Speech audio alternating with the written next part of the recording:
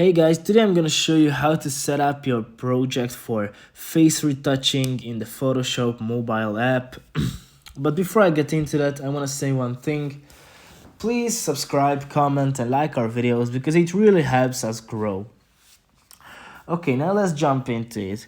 As you can see, I'm on the main page here. This is the Photoshop mobile app.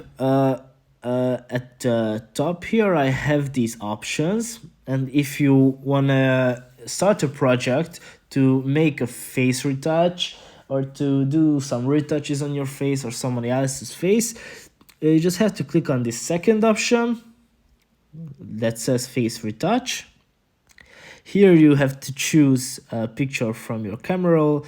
For example, I'm going to choose this with a tattoo, and here you can do whatever you would like in this project. So yeah, this is the face retouch project style. Okay guys, thanks for listening. See you in the next one.